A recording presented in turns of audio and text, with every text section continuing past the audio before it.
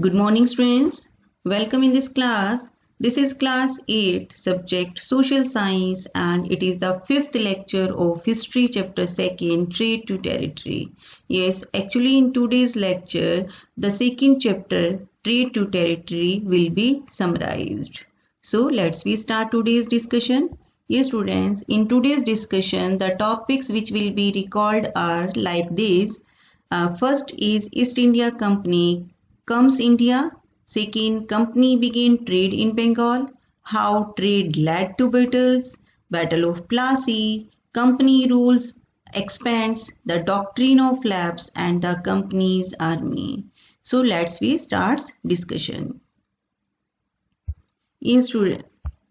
Yes, as we know that British power began to merge in India from the second half of the 18th century, and the British originally came to India as a small trading company and were reluctant to acquire territories. Ultimately, they became the master of the vast territory, but it took a long time. As we know, in 1600, the East India Company acquired a charter from the ruler of England, Queen Elizabeth I, granting it the sole right to trade with the East. Means after getting this written permission or charter, East India Company got the right to trade with East. By the 17th century, other European trading companies such as Portuguese, Dutch, French also entered in India for trading. It means this royal charter could not prevent other European powers from entering in the eastern market. So already many other European trading companies also entered in East for trading purpose, and all the companies wanted to buy the same things such as fine quality of cotton, silk, pepper, cloves, cardamom, cinnamon from the Indian market. So East India Company began its trade with Bengal. Means first the company started its trade with Bengal, and for that the first English factory was set up on the bank of Hooghly River in 1651, and after that by 1696 it began building a fort around the settlement also. Yes, students, the Mughal Emperor Aurangzeb issued a farman granting the company the right to trade duty free. Yes, already we have discussed about it. This farman, what was this farman? Actually, this was the written permission. According to that, East India Company got the right to trade in India, or means with Bengal, without paying any taxes. That was the farman.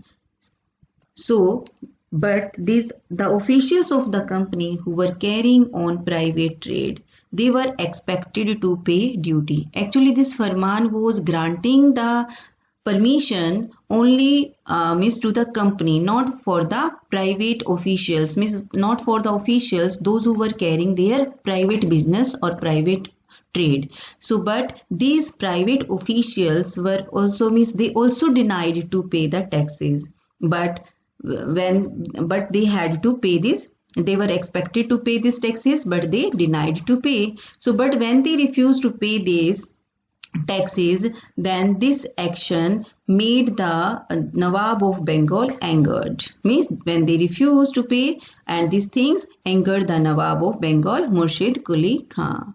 But after the death of Aurangzeb, the Bengal Nawabs, one after another, refused to grant concessions to the company. And like Murshid Quli Khan, Sirajuddaulah, and Ali Vardi Khan, these were rulers who refused to grant concessions to the company. And Sirajuddaulah, yes, he was a great enemy of Britishers, and he asked the company to stop meddling his political affairs of his dominion, and he also asked the company to stop its fortification and to pay the taxes also. But this demands were denied by the company, and so after this negotiation failed, means when this negotiation failed, the Nawab marched with his soldiers to the English factory at Qasim Bazaar, and where he captured the company officials, disarmed all English men. Means Sirajuddaulah waged a war, that was Battle of Plassey, against Britishers.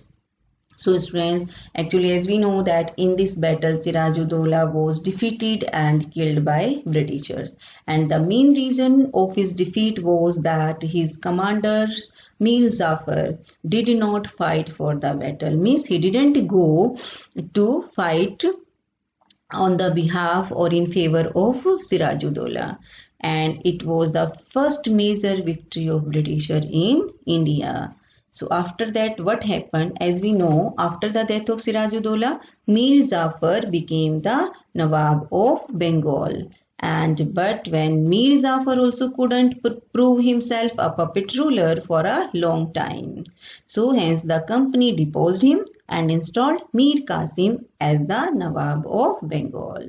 So understood? First, Sirajuddaula was the Nawab of Bengal, but after that, after his death, after the death of Sirajuddaula, Mir Zafar became the Nawab of Bengal.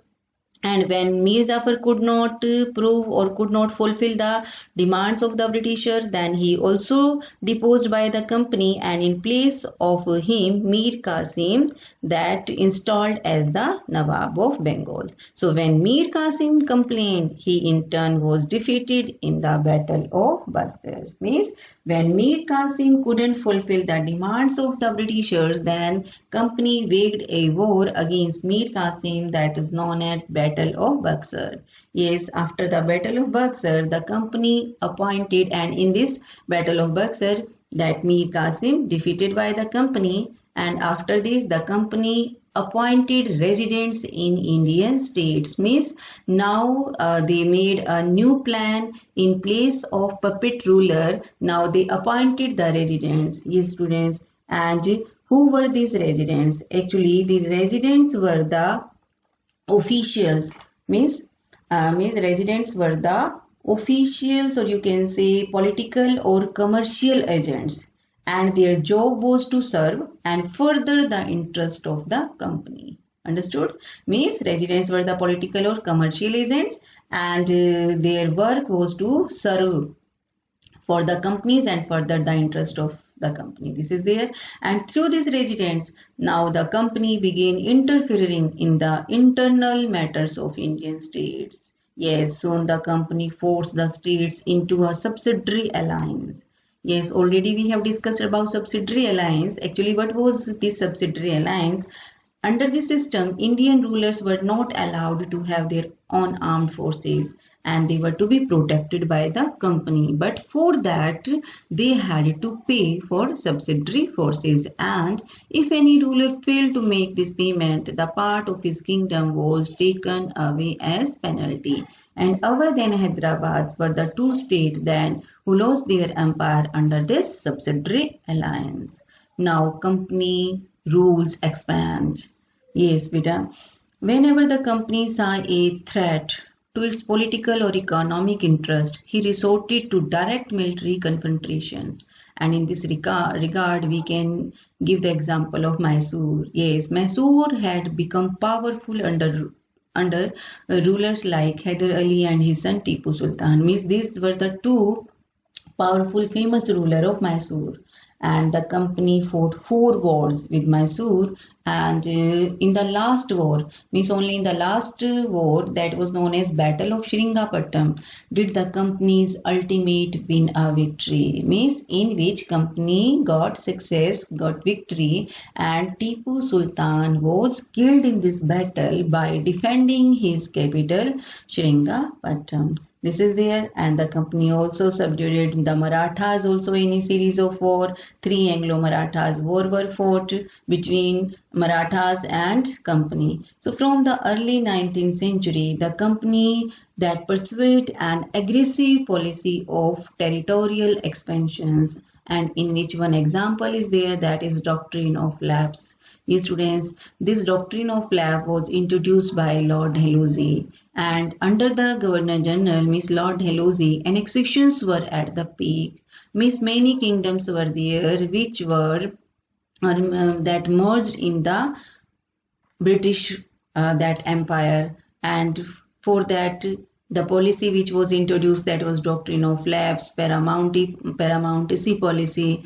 So what was this doctrine of lapse? Actually, under this policy, it was declared that if any Indian rulers died without his own male child, means son, that his kingdom would be taken, or his kingdom was taken away from him, and it became the part of British Empire. This is there, and under this policy, the places which were annexed, they were Satara, Sambalpur, Udaipur, Nagpur and Jhansi.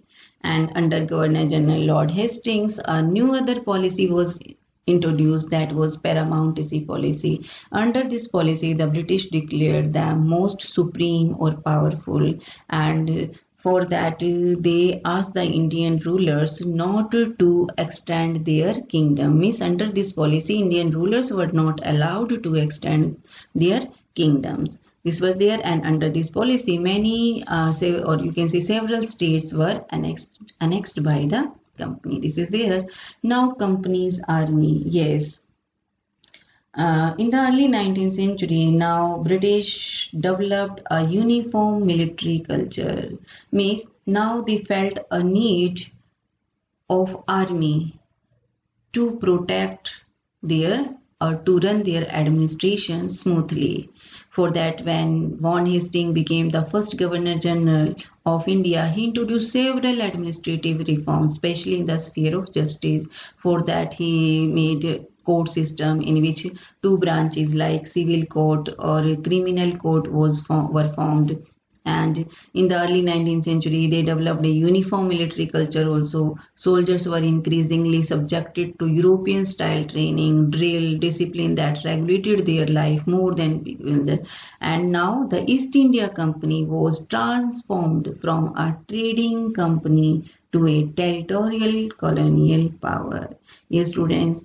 So as what we have seen, that in the starting, European company, means the East India Company, came in India for trading purpose, and ultimately it became the master of vast territory of India. So this was the journey of Britishers from trade to territory.